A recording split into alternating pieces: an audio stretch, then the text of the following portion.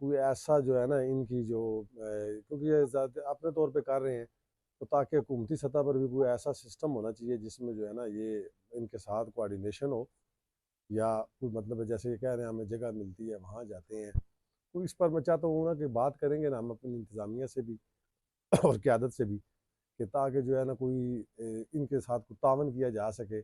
یا انہیں ادارہ بنا کر دیا جائے، کوئی ایسی جگہ دی جائے، یا مطلب ہے کہ اس کے اوپر جو ہے نا جیسے یہ اپنے طور پہ کر رہے ہیں کوئی حکومتی سطح پہ انہیں کوئی مطلب ہے کہ کوئی امداد کی جا سکے، تاکہ جو ہے نا یہ بطور مطلب وہ تو اور احسن طریقے کے ساتھ یہ کام ہو سکے۔ لیکن ہم ضلعی سطح پہ کوشش کریں گے نا کہ حکومتی سطح پہ بھی جو ہے ڈسچارج یہاں پر بھی نہیں بلکہ ہر ڈسٹرکٹ لیول پہ نا،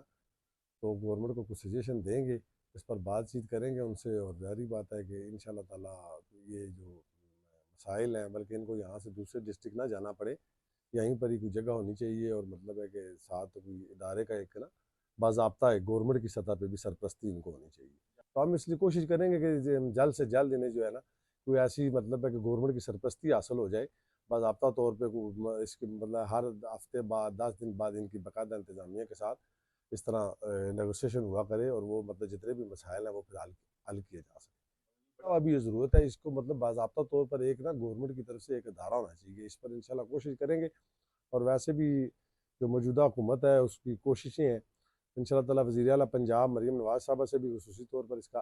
ذکر کیا جائے گا، اور ان سے کہا جائے گا کہ اس کے اوپر کوئی ایسا کوئی ادارہ قائم کریں۔ رحیم، میں آج تحریک العدل القرآن کی طرف سے چیئرمین عبد المنان صاحب کی طرف سے اور ان کی جتنی بھی ٹیم ہے، اظہرم صاحب، پیر شفیق صاحب اور ہمارے UC 41 کے جو لوگ بیٹھے ہوئے ہیں، ہمارے بھائی راجہ افتخار قاری صاحب کو، تحریک العدل القرآن خواجہ شہزاد صاحب کو خوش آمدید کہتے ہیں۔ اور آج کی یہ جو تقریب ہے قرآن پاک کے شہید اوراق کو محفوظ کرنے کی، اس کا اہتمام پچھلے 25 سال سے ہم تحریک العدل القرآن چیئرمین عبد المنان صاحب کی قیادت میں یہاں پہ متحد ہیں اور یہاں پہ کام کیا جا رہا ہے۔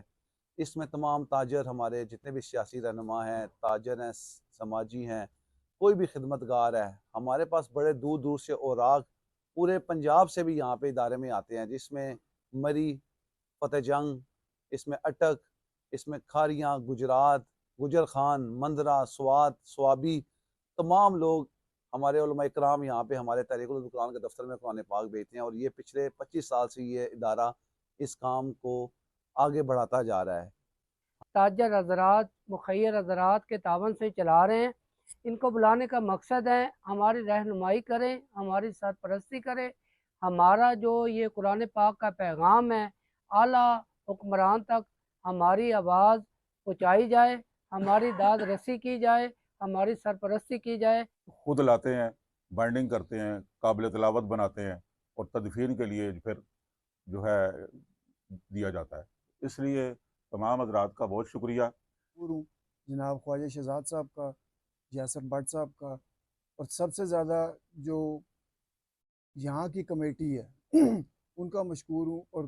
وہ عرصہ 25 سال سے یہ کام کر رہے ہیں، اس کے باوجود کہ نہ انہیں کوئی گورنمنٹ کی طرف سے فنڈ ملتا ہے، نہ ہی کوئی عوامی نمائندہ یہاں پہ آ کے ان کی مدد امداد کرتا ہے۔ لہٰذا خواجہ شہزاد صاحب سے، کیونکہ گورنمنٹ کی طرف سے نمائندے ہیں، ان سے ریکویسٹ کی جاتی ہے